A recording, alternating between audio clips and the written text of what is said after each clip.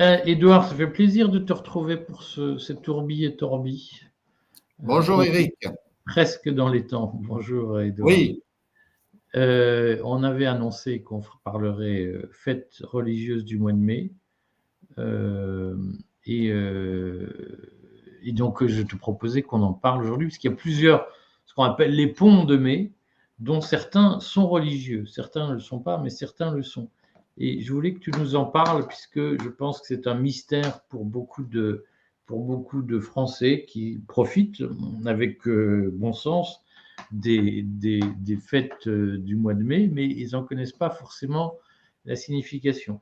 Il y en a au moins deux qui sont essentiels. Est-ce que tu peux nous en parler? oui, alors bien sûr, il y a l'Ascension, le jeudi de l'Ascension. Pourquoi est-ce que on ne travaille pas le jeudi de l'Ascension? Et puis, il y a la Pentecôte. Alors, il y a un dimanche et puis il y a surtout un lundi de Pentecôte dont on se rappelle que il a défrayé la chronique il y a une vingtaine d'années parce que un premier ministre qui s'appelait Jean-Pierre Raffarin voulait rendre la France plus productive, mais au lieu de supprimer les 35 heures, il avait pensé qu'il fallait supprimer le lundi de Pentecôte. Et puis finalement, il a dû céder, comme quoi il y a des inerties sociales qui sont plus fortes que les idées saugrenues des politiques. Alors, de quoi s'agit-il? Donc, on se rappelle la Pâques. Pâques est la résurrection du Christ, et l'Évangile nous dit que dans les 40 jours qui ont suivi la fête de Pâques, Jésus est apparu de nombreuses fois à ses apôtres et à des cercles plus larges. En particulier, il est fait mention d'une apparition à environ 500 personnes. Alors, ce qui est intéressant, c'est ça que souvent on ne connaît pas avec l'Église catholique, c'est qu'il y a ce que dit l'Évangile, et puis il y a le commentaire de l'Évangile qui commence en fait dès les lendemains de la résurrection. Et donc, ce que nous dit la tradition, c'est ça qu'on appelle la tradition de l'Église. Ce que nous dit la tradition de l'Église, c'est que le Christ a passé 40 jours à enseigner à ses apôtres et à des cercles plus larges de disciples, et nous dit le grand bénédictin Don Guéranger, qui a fait un commentaire magistral de la liturgie. C'était le père abbé de Solesmes, c'est lui qui a recréé l'abbaye de Solesmes en Normandie au 19e siècle, et il a fait un commentaire de chaque jour de l'année de la liturgie, et il nous explique à propos de la période qui va de Pâques à l'Ascension, donc ces 40 jours, que ce sont les moments où l'Église pense que le Christ a instauré l'organisation de l'Église, donc les sacrements, la hiérarchie. Alors, évidemment, c'est une thèse qui n'a pas les faveurs d'une exégèse plus moderne qui dit que tout ce que fait l'Église, c'est le produit d'une maturation lente à travers les siècles, qu'il y a des choses qui ne sont apparues qu'au Moyen-Âge. On aura peut-être l'occasion de parler de ces choses-là un jour, mais en tout cas, j'insiste auprès de ceux qui nous écoutent pour dire, dans la pensée de l'Église, les 40 jours qui suivent Pâques sont très importants, puisque ces 40 jours sont ceux d'un enseignement du Christ qui n'a pas été noté dans les évangiles, mais dont on nous dit qu'il alimente l'Église jusqu'à aujourd'hui. Dans la pratique, est-ce que tu peux nous dire en quoi les grands pans de l'enseignement qui ont eu lieu pendant ces 40 jours, qui nous restent aujourd'hui? Quel est l'héritage de cette période? Alors, il y a quelque chose qu'on comprend mal, qu'on connaît mal, c'est en fait le fait qu'à l'époque du Christ, il y avait deux calendriers religieux. Il y avait un calendrier assez ancien, dont on trouve des traces aujourd'hui, par exemple dans le calendrier rituel du judaïsme, avec les fêtes de septembre, le début de l'année, la fête de Yom Kippour, la grande expiation. Et puis il y avait le calendrier de Pâques. Donc Pâques, à l'époque du Christ, c'est la commémoration de la sortie d'Égypte, de la libération d'Égypte. D'ailleurs, c'est toujours le sens de la fête de Pâques dans le judaïsme aujourd'hui. qui a Et lieu en ce moment, au passage. voilà, exactement, c'est bien d'en parler. Et donc, en fait, le principal apport de l'enseignement du Christ dans ces 40 jours qui suivent Pâques, c'est de dire à ses apôtres, à ses disciples, désormais, tout ce qui était fêté en septembre, eh ben, on le fête autour de Pâques, puisque j'ai donné ma vie, je suis l'agneau pascal, mais je suis donc aussi la victime de la grande expiation. On peut décrire le Christ en termes de bouc émissaire aussi. Hein. Il a pris sur lui les péchés de toute la communauté, de tout le peuple.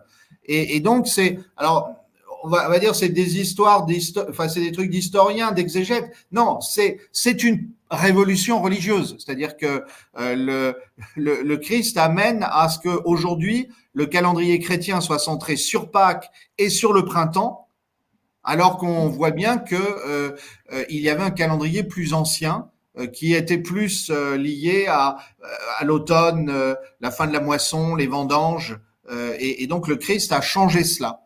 Alors ensuite, le sens de la fête de l'Ascension, donc du jeudi de l'Ascension, c'est qu'après ces 40 jours, le Christ nous disent les actes des apôtres, donc le livre qui raconte l'histoire des apôtres à partir des lendemains de l'Ascension. Eh bien, le Christ est monté dans la gloire du Père, il a quitté sa fréquentation quotidienne des apôtres et il est monté au ciel, monté rejoindre Dieu son Père. Voilà le sens de la fête de l'Ascension. Lorsqu'il quitte ses apôtres, il leur dit encore un peu de temps et je vous enverrai un protecteur, un défenseur. Ce défenseur, donc c'est 10 jours après l'Ascension, donc c'est le pont suivant, la Pentecôte. Eh bien, c'est l'Esprit Saint, l'Esprit de Dieu en plénitude qui descend sur les apôtres. Et c'est raconté dans les actes des apôtres. Est-ce qu'on sait depuis quand ces fêtes sont célébrées? Parce que tu nous dis qu'au fond, tout ça, d'abord, est l'histoire des évangiles, mais est-ce qu'on sait depuis quand la Pentecôte est devenue une espèce de fête civile officielle?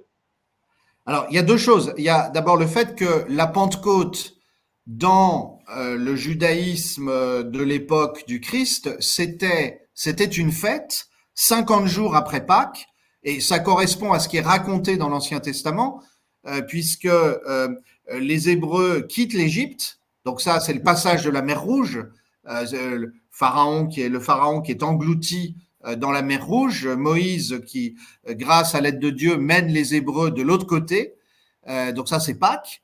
Et puis, 50 jours après Pâques, on commémorait une autre date essentielle, qui est le don de la loi des 10 commandements au mont Sinaï. Et donc, c'est quelque chose que les chrétiens ont gardé aussi dans leur calendrier, en sachant que la Pentecôte prend une autre signification, puisque ça n'est pas simplement la loi, l'instruction, la Torah, c'est l'Esprit de Dieu lui-même qui descend sur les apôtres. Mais c'est ce calendrier-là. Alors ensuite, à partir du moment où l'Empire romain devient chrétien, que ce soit du côté grec ou du côté latin, à partir de ce moment-là, ces fêtes qui étaient des fêtes religieuses peuvent devenir aussi des fêtes civiles, donc à partir de Constantin, on va dire. Il y a quand même quelque chose de très troublant, si tu veux, mais je ne te surprends pas, en parlant par exemple de la Pentecôte et de sa similitude avec des fêtes juives qui étaient organisées au même moment. Est-ce que ce genre de coïncidence ne tend pas à interroger sur les arrangements que les évangiles ont pu comporter pour coïncider avec la morale de l'époque, pour au fond être admis plus facilement dans les usages rituels de l'époque? Est-ce qu'on n'a pas un peu arrangé différentes choses? Non, alors je crois qu'il y a deux choses. D'abord, comme on l'a dit plusieurs fois, et en particulier à propos de la fête de Pâques, on peut parler finalement d'un grand bouillonnement religieux de courants concurrents à l'époque où le Christ apparaît, où il déploie son enseignement. Et alors, pour être clair, parlons de l'hébraïsme, hein, le milieu de langue hébraïque et araméenne qui caractérise la Palestine du temps du Christ, occupée par les Romains, avec le grand enjeu de savoir si on fait un compromis avec la culture gréco-latine ou pas.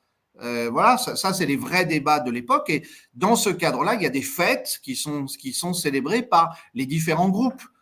Donc les pharisiens, les sadducéens, les esséniens et les chrétiens qui au départ se considèrent d'abord comme un groupe dans ce bouillonnement hébraïque. Et d'ailleurs, rappelons-nous dans les Actes des Apôtres, les débats durs entre Saint Pierre et Saint Paul, puisque Pierre voudrait garder une partie des usages du judaïsme, alors que Paul lui dit non. Paul, après sa conversion, lui dit non. L'évangile, la parole du Christ doit être transmise à tous les païens autant qu'aux juifs. Voilà. Donc c'est là qu'il y a une évolution. Alors ensuite, il y a une autre, pour répondre à ta question, il y a une autre réalité qui est que ce calendrier religieux, il était lui-même ancré dans des pratiques païennes plus anciennes. La fête de Pâques est une fête du printemps. On parlait de la Rosh Hashanah, l'année nouvelle. La fête, c'est au moment de la fin des moissons et des vendanges, etc. Et de ce point de vue-là, le christianisme ou le judaïsme ne sont pas différents d'autres religions. Ils ont grandi avec la culture paysanne et le rythme de l'année agricole. Et donc, lorsque l'évangile est passé aux païens du bassin méditerranéen, aux autres groupes religieux de l'Empire romain, il était assez facile de s'enraciner dans des calendriers. C'est comme ça que les pays d'Europe de l'Ouest, ça a commencé par la France d'ailleurs, la Gaule à l'époque, ont été évangélisés. Le grand passage, c'est la fin du IVe siècle, lorsque Saint Martin, qui est le grand évangélisateur des campagnes, ancre le calendrier chrétien dans les rituels de la paysannerie gauloise ou gallo-romaine. Oui, mais concrètement, est-ce que ça ne pose pas la question de la sincérité ou de l'authenticité historique de la Pentecôte elle-même? C'est-à-dire que pour les gens qui ne sont pas chrétiens, c'est par exemple ce mythe des langues de l'Esprit Saint qui vient, parce que Pentecostion, c'est les 50 jours où les langues tombent, ce qui permet aux apôtres d'aller évangéliser le monde. Est-ce que c'est une fête purement symbolique, parce qu'au fond, on a repris une tradition juive et on l'a remise à la sauce nouvelle, ou est-ce que c'est, pour les chrétiens, un événement historique qui a réellement eu lieu? Oui, alors c'est un événement historique tel qu'il est rapporté par les Actes des Apôtres. Et il faut comprendre qu'à l'époque, il y avait un grand débat entre juifs, on va dire, des différents courants, des différentes sectes, pourrait-on dire, dénominations, diraient les Américains, est-ce que l'époque du prophétisme était terminée? Alors, on s'explique, dans la Bible hébraïque, l'Ancien Testament, pour les chrétiens, il y a 3 composantes. Il y a ce qu'on appelle le Pentateuque, donc le livre de la Genèse, et puis les livres qui racontent l'histoire jusqu'à Moïse et la libération d'Égypte. Il y a, et c'est là qu'est contenue la loi, l'instruction. Le décalogue. Et avec le décalogue et avec tout ce qui est bien évidemment un développement lié au rituel du judaïsme à partir du 5e siècle avant. Il y a une deuxième composante qui sont les psaumes. Et les psaumes, on peut dire que d'une certaine manière, c'est le témoignage de la religion royale, de la religion davidique. puisque d'ailleurs les psaumes sont attribués au roi David. Alors un roi d'ailleurs moins glorieux peut-être que ce qui nous est raconté dans certains passages de la Bible, doutant, appelant Dieu à son secours, subissant des défaites, etc. Et puis il y a une troisième partie qui sont les livres prophétiques. Et ces livres prophétiques, donc avec les grands prophètes, ceux qui sont connus, Isaïe, Ézéchiel, Jérémie, Daniel, et puis les petits prophètes, ceux qui sont moins connus, Osée, Michée, Agé, Zacharie, etc. Et alors, en fait, il faut comprendre que dans la religion sémitique de la Palestine qui précède le Christ, il y avait des tas de controverses religieuses, d'interprétations, et certains, justement, ce qui arrive à l'époque du Christ, c'est que on a les pharisiens qui tiennent à la loi, à la Torah, à l'instruction, et puis on a des courants prophétiques, et les chrétiens se voient comme un courant prophétique. Voilà pourquoi ils récupèrent, ils célèbrent comme les autres la fête de la Pentecôte, sauf qu'ils disent c'est le retour du prophétisme. L'Esprit Saint est venu et l'Esprit fait sauter les règles trop contraignantes, puisque c'est Dieu lui-même en plénitude qui est avec nous. D'où, d'ailleurs, ensuite, chez saint Paul, le rejet des rituels du judaïsme, des rituels alimentaires, de certains rituels de purification, en disant mais non, on n'a plus besoin de ça, puisque c'est l'Esprit Saint qui est là. Alors, il y a quand même dans ce que je considère être un entrelac de faits complexes. Ce qui m'a frappé en allant à Jérusalem, c'est que tu vois au-dessus du jardin des Oliviers, en haut du mont, il y a une petite chapelle avec une pierre qui c'est vrai, donc une pierre ocre et une marque blanche qui a la forme d'un pied. Et il y a une tradition qui remonte au 1er siècle, c'est-à-dire pratiquement contemporaine de Jésus, qui affirme que ce rocher est le rocher d'où Jésus a pratiqué l'ascension. Qu'est-ce que tu penses de ça? Parce que ce qui est frappant, c'est que à la fois ce sont des croyances qu'on peut juger naïves, et en même temps on s'aperçoit qu'elles ont un fond de vrai, comme disait Girard à propos du sacrifice, c'est-à-dire que ça fait appel à quelque chose qui paraît plausible. Qu'est-ce qu'on peut dire de ça? Alors, d'une part, les Actes des Apôtres nous racontent que l'ascension du Christ a eu lieu sur le mont des Oliviers. Donc, on rejoint ce récit. Alors, ensuite, je dirais d'un point de vue chrétien, cette tradition-là est à la fois respectée, transmise plutôt localement d'ailleurs qu'universellement, mais on n'est pas obligé d'y adhérer. Il n'empêche que moi, ce qui me frappe quand on se promène en Terre Sainte, c'est la piété avec laquelle des lieux ont été conservés et avec des événements qui ne sont pas forcément rappelés par les évangiles.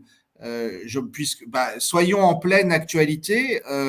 On a parlé un peu au début de la guerre de Gaza de l'église de la Sainte Famille, qui est en fait très importante pour les chrétiens, puisqu'il y a une vénérable tradition qui dit que c'est l'endroit où le Christ s'est arrêté avec ses parents en revenant d'Égypte sur la route de Nazareth. Est-ce qu'on a les moyens de vérifier l'événement? Sans doute pas. En revanche, on remarque, et c'est un petit peu comme la pieuse tradition du rocher de l'Ascension, on remarque que depuis le 1er siècle, c'est une tradition qui a été gardée par les chrétiens fidèlement. Ça nous renvoie à un autre sujet, d'ailleurs, le caractère dramatique du point de vue chrétien de l'exode de Terre Sainte, parce que beaucoup de ces traditions pourraient se perdre.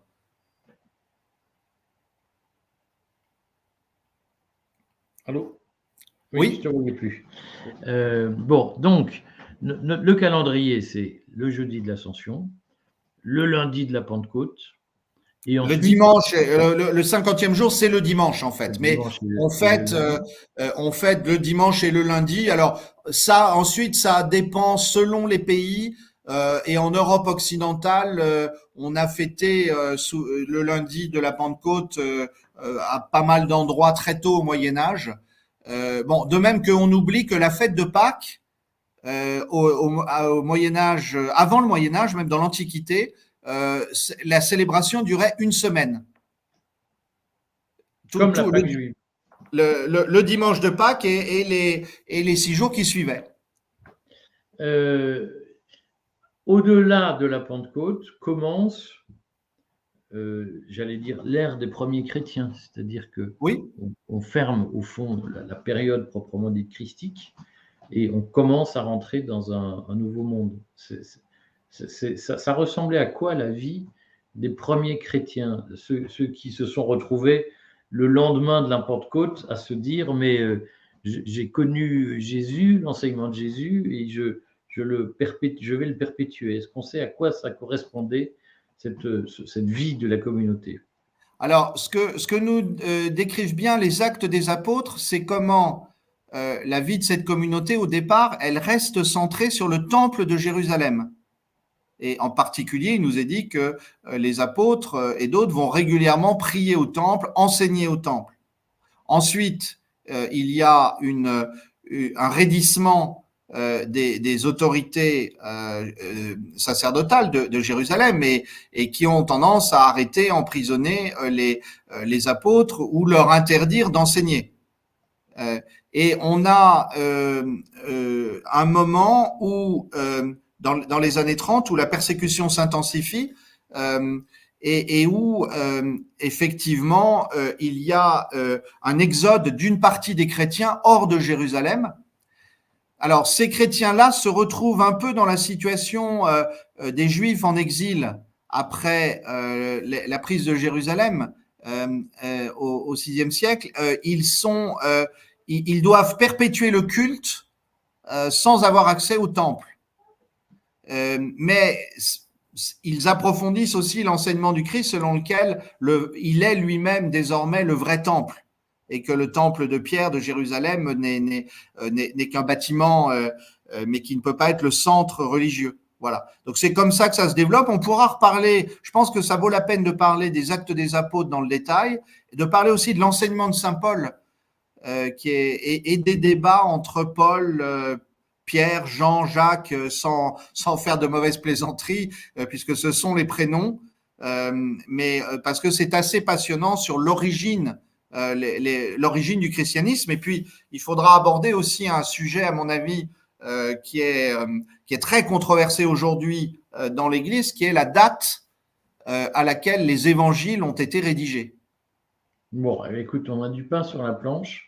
Je te propose qu'effectivement, tu nous expliques la semaine prochaine ce qu'on appelle les Actes des Apôtres, parce que oui, c'est quelque chose qui est encore souvent un peu nébuleux, et puis ce sont des textes qui sont au fond moins pratiqués que les évangiles eux-mêmes pour ceux qui pratiquent encore les évangiles. On fait comme ça, Édouard, on se retrouve la semaine prochaine. Très bien, merci Eric, à la semaine prochaine. À la semaine prochaine.